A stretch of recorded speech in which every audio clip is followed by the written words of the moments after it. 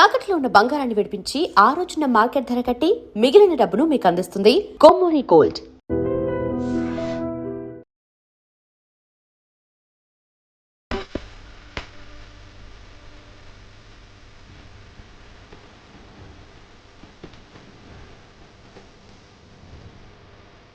ప్రాంగణమే చూడండి నమ్మగారు ఎంత పెద్దగా అంటే విశాలంగా అనిపిస్తోంది. అదే రథం బాగుంది చూడు, ముచ్చట బాగుంది, చాలా బాగుంది. అంటే ఊరేగింపులకి వాడతారు కాబోలు రమ్మగారు. హనుమాన్ కొబ్బరికాయలు కొట్టే ప్లేస్, ఆంజనేయ స్వామిని పెట్టారు చక్కగా ఆరెంజ్ కలర్. ఆలయం చాలా పురాతనమైంది రమ్మగారు.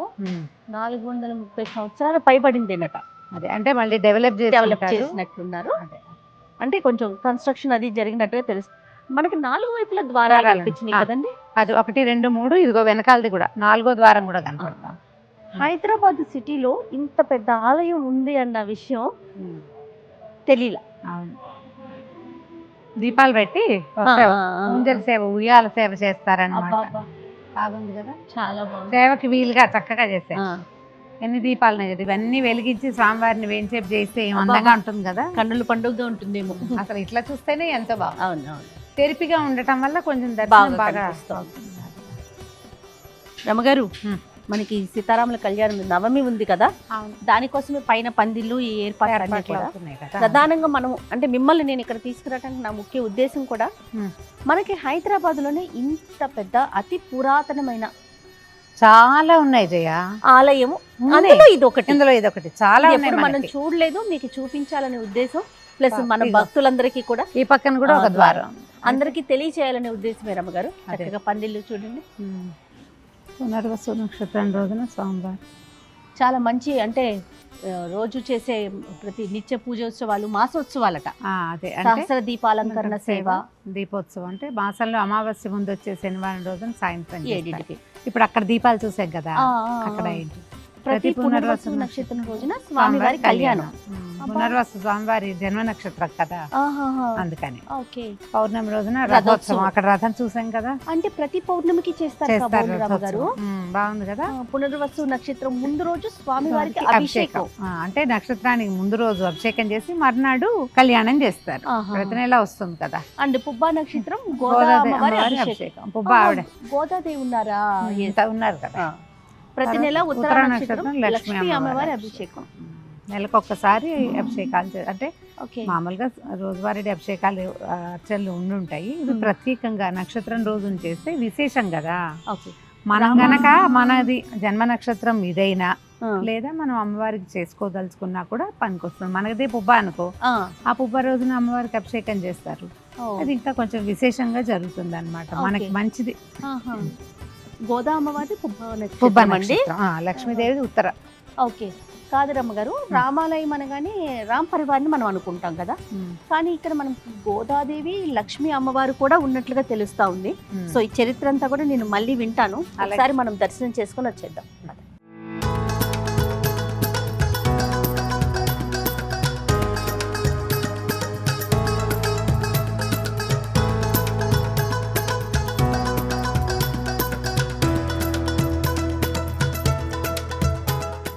మామూలుగా మనకి విష్ణువాలయాల్లో గరుడాళ్ళు వారు ఉంటారు, ఎదురుకుండా కదా. ఆయన ఒకసారి దర్శనం చేసుకుని అప్పుడు మనం చూస్తే సాధారణంగా కొన్ని చోట్ల ఆయన అద్దం పెడతారు. అద్దం పెడితే మనం అద్దంలో స్వామిని వాహనాన్ని ఒకేసారి చూస్తాము. ఇక్కడ మనకి ఆంజనేయ స్వామి రామాలయం కదా వారు. ఇక్కడ లక్ష్మీదేవి ఇటు పక్కన, అంటే అంటే శ్రీదేవి భూదేవి లాగా అలా పెట్టారు అన్నమాట. బాగుంది. కృష్ణుడు చూడు బాగున్నాడు. పట్టాభిరామం ఇచ్చిన ఆయన. హస్తం ప్రక్షాళయ అచ్యుతాయ నమః, అనంతాయ నమః, గోవిందాయ నమః. పునరస్తం ప్రక్షాళయ హస్తం అచ్యుతాయ నమః, అనంతాయ నమః, గోవిందాయ నమః. పునరస్తం ప్రక్షాళయ కేశవాయ నమః, నారాయణాయ నమః, మాధవాయ నమః, గోవిందాయ నమః, విష్ణవే నమః, మధుసూదనాయ నమః, త్రివిక్రమాయ నమః, వామనాయ నమః, శ్రీధరాయ నమః, ఋషికేశాయ నమః, పద్మనాభాయ నమః దామోదరాయ నమః సంకర్షణాయ నమః వాసుదేవాయ నమః ప్రద్యుమ్నాయ నమః అనిరుద్ధాయ నమః పురుషోత్తమాయ నమః దోక్షజాయ నమః నారసింహాయ నమః అచ్యుతాయ నమః జనార్దనాయ నమః ఉపేంద్రాయ నమః హరయే నమః శ్రీకృష్ణాయ నమః పూర్వోక్తే వందన విశేషణ విశిష్టాయామస్యాం హృదౌ అస్య భక్తస్య దాసవర్గస్య గోత్రోద్భవస్య హరితస గోత్రోద్భవస్య చెన్నమల్లేశ్వర శర్మ చిన్నమల్లేశ్వర శర్మనామధేయస్య ధర్మపత్న్యాః సహ కుటుంబానాం సహ బాంధవానాం అసితమానస్య గోత్రోద్భవస్య బయటిపల్ల గోత్రోద్భవస్య జయప్రకాష్ నామధేయస్య సహ కుటుంబానాం సహ బాంధవానాం క్షేమస్వైర్యైశ్వర్యాభివృద్ధ్య పరమార్థకామ్యః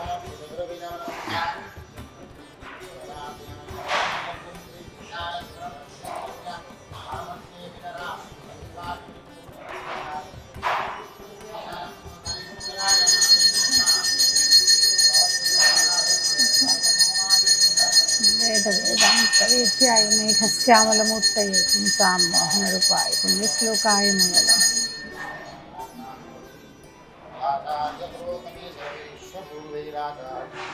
సత్కృతాయాస్తు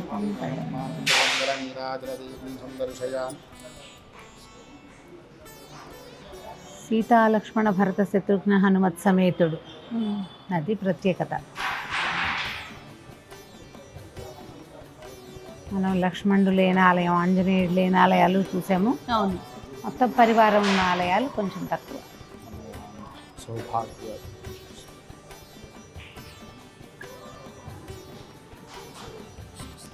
కాలమృత్యువర్ణం సర్వవ్యాసం శ్రీరామ్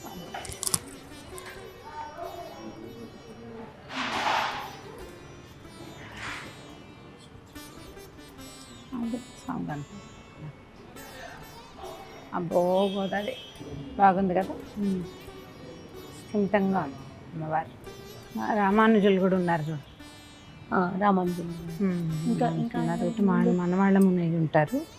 అదే మాకు ఇద్దరు పన్నిద్దరు ఆళ్వార్లలో ముగ్గురు ఆళ్వార్లను కూడా వెంచేపు జయించారనమాట లోపల. రామానుజులు, ఆయనేమో మన ఏమంటారు విష్ణు చిత్తులు, అమ్మవారి తండ్రి గోదాదేవి తండ్రి విష్ణు చిత్తులు. కొన్ని దేవాలయాల్లో అమ్మవారితో పాటు విష్ణు చిత్తులను కూడా పెడతారు, ప్రతిష్ఠ చేస్తారు. పెదవులు అవి, కళ్ళు అవి కూడా ఎంత బాగుంది ముచ్చటగా. ఆ ముఖ్యర వల్ల మరి ముద్దుగా కనిపిస్తారు.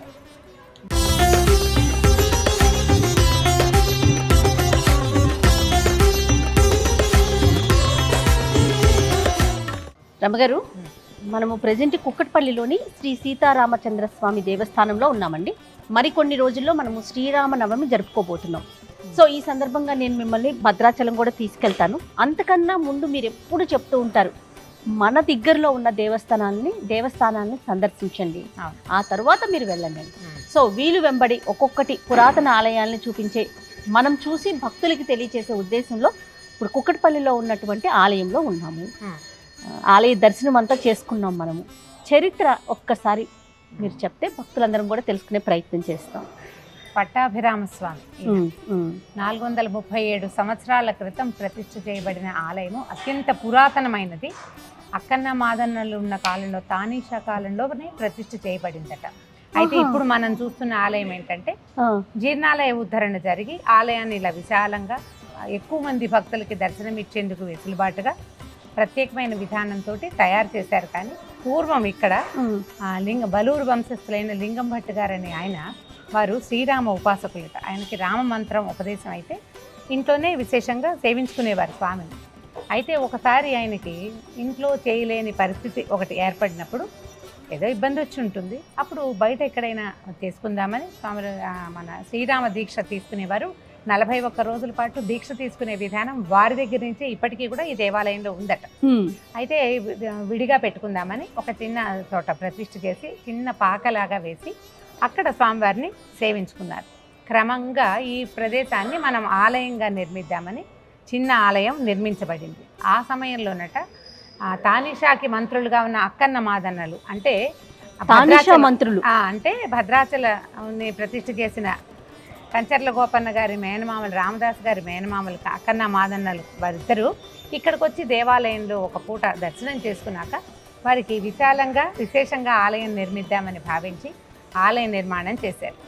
ఆ రకంగా నిర్మించబడిన ఈ ఆలయము అప్పటి నుంచి అదే పద్ధతిలో 41 రోజులు శ్రీరామ దీక్ష తీసుకుంటూ రాముల వారిని విశేషంగా సేవించుకుంటూ వచ్చారు.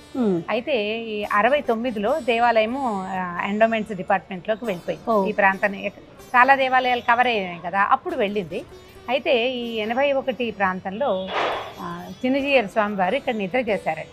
నిద్ర చేసి స్వామివారిని ఆయన ప్రత్యక్షంగా ఇక్కడ ఉన్నట్టుగా భావించి ఆలయాన్ని మళ్ళీ కొంత ఉద్ధరణ చేసి పూజా విధానాన్ని అంతా సరిచేసి పెట్టారు. అప్పటి నుంచి ఇక్కడ పాంచరాత్ర ఆగమం ప్రకారం దేవాలయంలో అర్చనలు పూజాధికాలు ఇంచుమించుగా మనకి భద్రాచలంలో ఎలాంటి విశేషంగా జరుగుతాయో అదే విశేషం ఇక్కడ కూడా జరిగే విధానాన్ని ఏర్పరిచారు.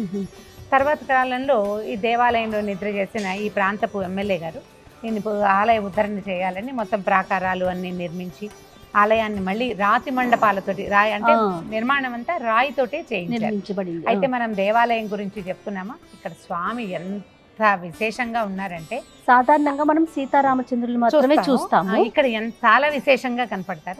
మామూలుగా రాముల వారి దర్శనం మనం కోదండ రాముడుగా కనపడతారు. అవును, ఆయన ధనుస్సు పట్టుకుంటారు కదా, లక్ష్మణుడి చేతిలో కూడా ధనుస్సు ఉంటుంది. కానీ ఇక్కడ ధనుస్సు లేకుండా అభయముద్రతోటి ఉన్నటువంటి స్వామివారిని చూస్తాం. అవునండి. అదే కాదు, రాముల వారు వీరరాఘవుడుగా మీసాలు ఉన్నాయి స్వామివారికి. అవును, మీసాలుండి ఒక కాలు పక్కకు పెట్టుకుని ఒక కాలు పైన పెట్టుకుని కూర్చుని ఎడంవైపు వామాంక స్థిత జానకి అక్కడ ఎట్లా భద్రాచలంలో సీతాదేవి ఎడంవైపు కూర్చుని ఉంటుందో అలాగే సీతాదేవి ఎడం తొడ మీద కూర్చుని కుడివైపు లక్ష్మణ స్వామి సేవిస్తున్నట్టుగా నమస్కార ముద్రతోటి కనపడతారు. ఆయన తర్వాత సీతాదేవికి ఎడం పక్కన అంటే రాముల వారి ఎడం పక్కన భరత శత్రుఘ్నులు ఇద్దరు ఛత్రచామరాలు ధరించి, ఛత్రం అంటే ఇప్పుడు మనకి సరిగ్గా ఇప్పుడు పట్టాభిషేకం ఫోటోలు పెట్టుకుంటాం మనం. ఇది చూడు, సీతారాములు ఉండి లక్ష్మణుడు భరతుడు శత్రుఘ్నుడు ఆంజనేయుడు వీళ్ళిద్దరూ ఛత్రచామరాలు ధరించినట్టుగా కనపడతారు కదా, అట్లా ఇక్కడ కనిపిస్తారు. వీరందరూ ఒక పీఠం మీద. తర్వాత స్వామివారి పాదం ఇట్లా పక్కకున్నట్టుండి ఎందుకు రమ్మగారు అలా ఉంది, ఆ చిన్న స్వరూపంలో ఆంజనేయ స్వామివారు ఉన్నారట. హనుమత్ సేవిత పట్టాభిరామ స్వామిగా మనకి దర్శనమిస్తాడు. ఏకపీఠం మీద సీతారామ లక్ష్మణ భరత శత్రుఘ్నులు హనుమత్ సమేతంగా ఈ దేవాలయంలో దర్శనమిస్తుంది. రాముల వారు ఎక్కడా లేని ఒక ప్రత్యేక స్వరూపంలో మనకి రామ పరివారం చాలా చోట్ల కనపడుతుంది, కానీ ఒకే పీఠం మీద మొత్తం పరివారం ఉన్నది. ఇక్కడ ఆ విశేషం కనపడుతుంది. ఈ 83లో ప్రతిష్ఠ చేసినప్పుడు అంతకుముందు లేని ప్రత్యేకత ఏం చేశారంటే, అమ్మవారు మనం గర్భాలయానికి అంతరాలయానికి పైన లక్ష్మీదేవిని ప్రతిష్ఠ చేయించారు. ఇరువైపులా లక్ష్మీదేవి గోదాదేవిని పెట్టారు. శ్రీదేవి భూదేవి సమేతుడుగా ఉన్నట్టుగా కూడా స్వామివారు అంటే విష్ణుమూర్తి స్వరూపంగానే మనం రాముల వారిని చెప్పుకుంటాం కదా, ఆ ప్రత్యేక రూపంలో కనపడుతూ గోదాదేవితో పాటు ఆళ్వార్ల సన్నిధిని కూడా వెలయింపజేశారు. దానివల్ల ఏంటంటే పూర్తిగా వైష్ణవాగమం ప్రకారమే పాంచరాత్ర ఆగమం ప్రకారం పూజా విధానాలు చేస్తారు. ఈ మన శ్రీరామనవమి ఉత్సవాలు కూడా వీరి దగ్గర కొంత ప్రత్యేకం. అవునండి, ఆలయ ప్రధాన చెప్తా ఉన్నారు కదా. ఉగాది నుంచి మొదలుపెట్టి సాధారణంగా జరుగుతాయి. ఉగాది తర్వాత 2 రోజుల తర్వాత అధ్యయనోత్సవాలు మొదలు పెడతారు. విష్ణు ఆలయాలు అంటే వైష్ణవ సాంప్రదాయపు ఆలయాల్లో అధ్యయనోత్సవాలు, బ్రహ్మోత్సవాల కంటే అధ్యయనోత్సవాలు ఎక్కువ. అంటే ఏం చేస్తారు అమ్మగారు? ఈ శాస్త్రాలు అవి చదువుతారు, స్వామివారిని విశేషంగా సేవిస్తారు. అధ్యయనోత్సవాలతో పాటుగా ఈ వరస అయిన తర్వాత శ్రీరామనవమి నాడు కళ్యాణం చేసుకుని మనకి భద్రాచలంలో జరిగినట్టే దశమి నాడు పట్టాభిషేకం చేసి పౌర్ణమి నాడు రథోత్సవం చేస్తారు. ఆ రోజునట స్వామివారికి శతఘటాభిషేకం చేస్తారు. విశేషంగా అభిషేకాలు అవి జరుగుతాయి. దేవాలయంలో జరిగే ప్రతి కార్యక్రమము విశేషంగానే కనపడుతుంది. ధనుర్మాసం ఇంకా విశేషంగా చేస్తారు. అమ్మవారికి సారి పెడతారట. గ్రామంలో ఉన్న 400 కుటుంబాల వాళ్ళు అమ్మవారికి సారి సమర్పిస్తారు. ఎందుకంటే గోదాదేవిని కూడా ప్రత్యేకంగా కొలువు తీశారు కదా, అందువల్ల ధనుర్మాసంలో చాలా విశేషంగా ప్రత్యేకంగా కనపడుతుంది. ఆ రకంగా ఈ దేవాలయం ముందుకెళ్తుంది. మనం ఏంటంటే కుకట్పల్లిలో ఎక్కువ దూరం కాదు, మెయిన్ రోడ్ నుంచి 5 నిమిషాల దూరంలో 430 సంవత్సరాల నాడు ప్రతిష్ఠ చేయబడి, అంటే ఒక వంశస్థులు లింగం భట్టు గారు ఆయన పూజించినటువంటి స్వామిని ప్రతిష్ఠ చేసి ప్రజల కోసం ప్రత్యేకమైన అవకాశాన్ని మనందరికీ కూడా ఇచ్చారు. ఇన్ని సంవత్సరాల నుంచి మనం హైదరాబాద్లో చుట్టుపక్కల చాలా దేవాలయాలు ఉన్నాయి, ఎన్నో పురాతనమైనవి. ఈ 400-500 సంవత్సరాల నాడు నిర్మింపబడిన దేవాలయాలు ఎన్నున్నాయో అందులో ఇది ఒక ప్రత్యేకమైన ఆలయము. స్వామివారి దర్శనము అన్ని ఆలయాల కంటే భిన్నంగాను విశేషంగాను కనపడుతుంది. కాబట్టి ఖచ్చితంగా దర్శనం చేసి తీరవలసిన ఆలయాల లిస్టులో హైదరాబాద్లో చూడవలసిన ఆలయాలలో కుకట్పల్లిలో ఉన్నటువంటి పట్టాభిరామ స్వామి శ్రీ సీతారామచంద్ర స్వామి వారి దేవస్థానము తప్పకుండా దర్శించండి. ఇంకా చాలా అంటే అద్భుతమైన విషయంగా ఏమనిపించిందంటే ఆలయాల్ని పునర్నిర్మించడం అనేది చాలా సహజంగా చూస్తూ ఉంటాం. కాస్త అంటే కొంచెం రోడ్లు వేయటం వల్ల ఇవి కిందకి వెళ్ళిపోతాయి. అయినా కూడా ఆ పురాతనం అనే ఒక మన ఆ ఆలోచనకి తగ్గట్టుగా రాతి మంటపాలతో కట్టారు చూడండి. చాలా అద్భుతంగా అనిపిస్తుంది రమ్మగారు. ద్వారాలు కూడా చతుర్మధ్యంగా కరెక్ట్ గా స్క్వేర్ గా ఉంది దేవాలయం. దానివల్ల ఏంటంటే చుట్టూ అన్ని చోట్ల మనకి దీపాలంకరణ జరగటానికి, యాగశాలకి, తర్వాత స్వామివారిని ఊరేగింపుకి కూడా ప్రతి పౌర్ణమికి దేవాలయంలో ఒక ఊరేగింపు రథోత్సవం లాంటిది చేస్తారు. వాటన్నిటికీ వెసులుబాటుగా ఉండేలాగా చక్కగా నిర్మించుకున్నారు. చాలా బాగుంది, అద్భుతంగా అనిపించింది కదా రమ్మగారు. చాలా మంచి దర్శనం చేసుకున్నాం ఈ రోజు. మనం ఆలయం లోపలికి వస్తుంటే ఒక కూర్మం కనపడింది. అవును రమ్మగారు, అదే ఇప్పుడు నేను వారిని అడిగాను. అదేంటంటే అంటే పూర్వం అట లోపల ఒక మండపం ఉండి స్వామివారికి దగ్గరలో ఆ మండపంలో ఒక కూర్మం ఉండేదట. స్వామివారిని కూర్మం మీద చేయించి కళ్యాణం చేసేవారు. మనం దేవాలయం మార్చినప్పుడు ఈ కూర్మాన్ని ఆ పాత పద్ధతి ఉంచాలని చెప్పి అలా బయట పెట్టారు. మామూలుగానండి ఈ కూర్మానికి ఒక ప్రత్యేకత ఉంది. ఈ తాబేలు తన గుడ్లని దూరం నుంచి కంటితోటి వెచ్చదనాన్ని ఇచ్చి పొదుగుతుందని చెప్తారు. దూరం నుంచి రక్షించుకుంటుంది. ఇప్పుడు భగవంతుడు ఎక్కడో ఉండి మనని రక్షిస్తాడు, అది తెలిసేలాగా కూడా ఈ కూర్మం కనపడుతుంది అనమాట. చక్కగా స్వామివారికి ఎదురుగుండా ఆంజనేయ స్వామిని పెట్టారు. మామూలుగా మనకు కనిపిస్తారు కదా. అవునవును, ఆంజనేయ స్వామి కూడా లక్షణంగా ఎంత ముచ్చటగా ఉన్నారు. అసలు అమ్మవారు అయితే లక్ష్మీ అమ్మవారు మహా బాగున్నారు. గోదాదేవి అయితే తల్లి ముచ్చటగా ఎంత కుదిమట్టసంగా చాలా అందంగా ఉన్నారు. అవకాశం ఉన్న వాళ్ళందరూ కూడా తప్పకుండా దర్శనం చేయండి.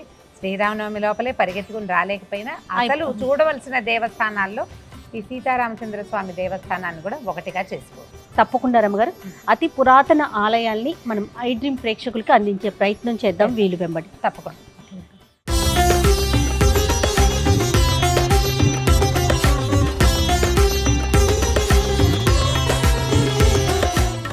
జై శ్రీమన్నారాయణ. ఆపదామపహర్తారం దాతారం సర్వసంపదాం లోకాభిరామం శ్రీరామం భూయో భూయో నమామ్యహం. జై శ్రీమన్నారాయణ.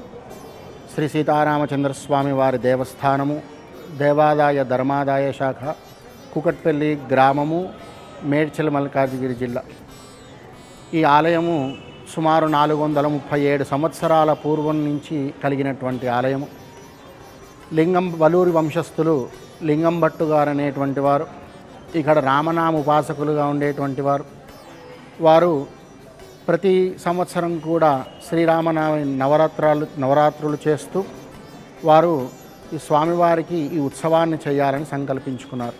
అలా వారి ఇంట్లో చేస్తున్నటువంటి ఈ యొక్క 9 రోజుల ఉత్సవం మొత్తం కూడా గ్రామస్తులందరినీ కూడా కలుపుకొని చేసుకోవాలని చెప్పి ఇప్పుడు ఈ ఆలయం ఉండేటువంటి స్థలంలో ఒక పాకను నిర్మించుకొని ఇక్కడ ఈ వసంత నవరాత్రులు చేస్తూ ఉండేటువంటి వారు. అలా కాలక్రమేణా తానీషా ప్రభుల యొక్క హయాంలో అక్కన్న మాదన్నలుగా ఉన్నటువంటి వారు ఈ ఆలయాన్ని వారి యొక్క హయాంలో నిర్మించినట్టుగా మనకి ప్రశస్తి అన్నమాట. అలా ఇక్కడ ఉండేటువంటి స్వామికి ఆరాధనలన్నీ కూడా జరుగుతూ కొంతకాలానికి ఇక్కడ ఒక గ్రామ ఆచారంగా అంటే ఎవరైనా మరణిస్తే 13వ రోజు నిద్ర చేస్తూ ఉంటారు మనకి చాలా మటుకు. అలా నిద్ర చేసేటువంటి సమయంలో ఈ ఆలయంలో నిద్ర చేస్తూ ఈ ఆలయం యొక్క వైభవాన్ని మొత్తం కూడా మన స్థానిక ఎమ్మెల్యే గారు మాధవరం కృష్ణారావు గారు వారి నాన్నగారు పరంపరించినప్పుడు ఈ ఆలయంలో నిద్ర చేసి ఇంత గొప్ప చరిత్ర కలిగినటువంటి ఆలయము ఇలా శిథిలావస్థలో ఉండడం అనేటువంటిది సరికాదు అని చెప్పి 2017వ సంవత్సరంలో ఇక్కడ ఉండేటువంటి గ్రామస్తులందరినీ కూడా కలుపుకొని దేవాదాయ శాఖ అధికారులను కలుపుకొని ఈ యొక్క ఆలయాన్ని పునర్నిర్మాణం చేయాలని చెప్పి సంకల్పించారు వారు. అలా సంకల్పించి 2017వ సంవత్సరంలో ఈ ఆలయానికి శంకుస్థాపన చేసి ప్రాకారాన్ని మొత్తం కూడా నిర్మించారు మహావైభవంగా పంచతల రాజగోపురంతో సహా.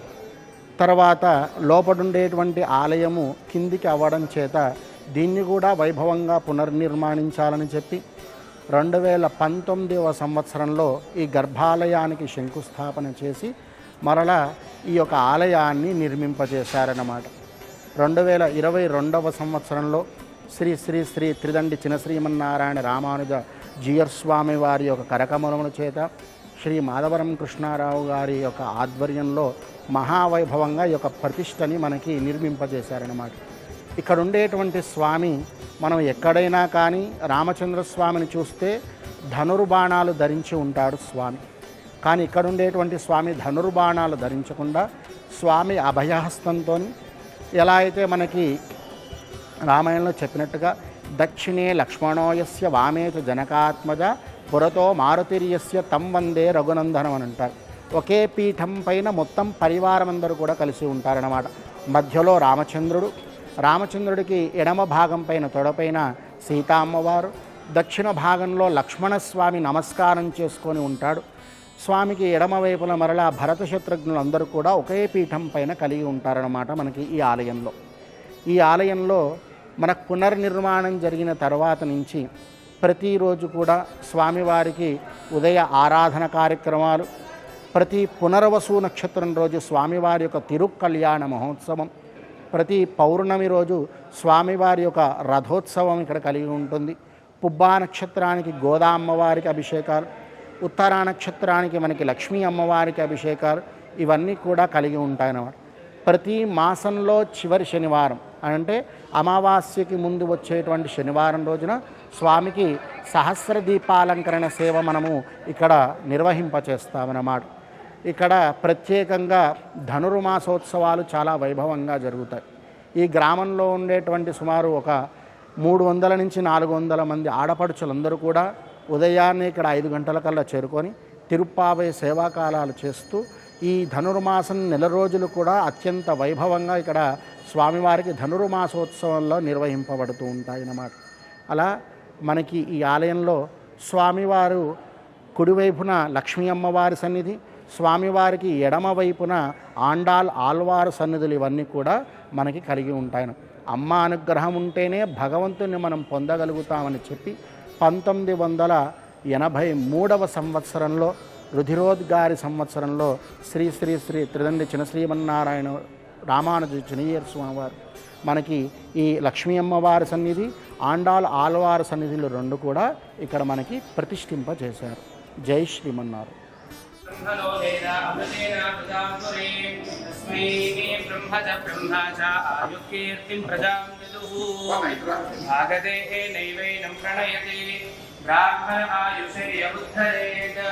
ब्राह्मणो वै सर्वा देवताः सर्वाभिदेवैनं देवता विरुद्धरति यावतीर्वै देवतास्ताः सर्वा वेदविधि ब्राह्मणे सन्ति तस्मात् ब्राह्मणेभ्यो वेदविद्यो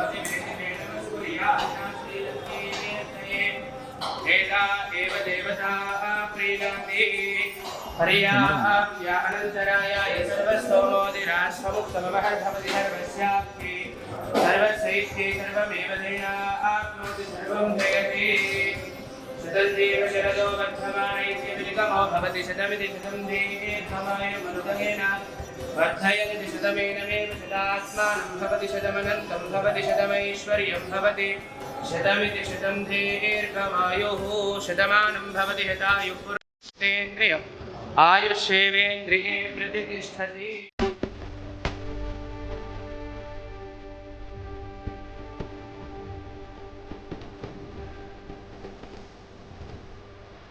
And for more videos, Please subscribe to iDream. Please subscribe to iDream. Please subscribe iDream. And please subscribe to iDream. For more videos, subscribe to iDream. Please like, share and subscribe to the channel. Congratulations, iDream. Subscribe to iDream. Subscribe to iDream. So subscribe to iDream Media. iDream team andarki huge congratulations. Please subscribe iDream Media. Please subscribe to iDream. Subscribe iDream. Please subscribe to iDream. iDream అంటే నా కళల ఛానల్ను subscribe చేసుకున్న నోరు తిరుగుతలేదు, మీరైతే గంట గుర్తు కొట్టండి. For more such videos, please subscribe to iDream. Subscribe to iDream. Please subscribe to iDream. Please subscribe iDream Media. Please do subscribe to iDream. Please subscribe to iDream Media. For best entertainment and information, please subscribe iDream. And don't forget to subscribe to iDream.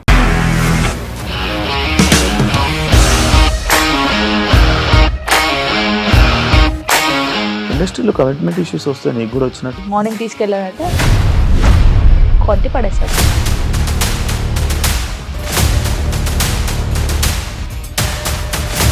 ఒక్కళ్ళు కూడా చూడలేదు ఈ cinema అని చెప్పడానికి కూడా చాలా ధైర్యం కావాలి. అది నిజం కదా, దాంట్లో ధైర్యం ఏంటి? ఇది నెక్స్ట్ డే ప్లేట్ మార్చేస్తే తప్పు కదా. As of now we are comfortable this అని నేను అనుకుంటున్నాను. రష్మిక గారిది మీది ఒకే ఊరంట కదా. నీకు కోపం వచ్చిందంటే బాగా తిట్టేత్తరా? తిట్టేద్దామండి. నిజంగా గేమ్ ని ఎలా చేంజ్ చేయగలిగారు? ఏపీఎస్ఎఫ్సి వాళ్ళకి 6 నెలల్లో నేను 6 లక్షలు కట్టా. బిజినెస్ చేయాలనుకుంటే it is as difficult as riding a tiger.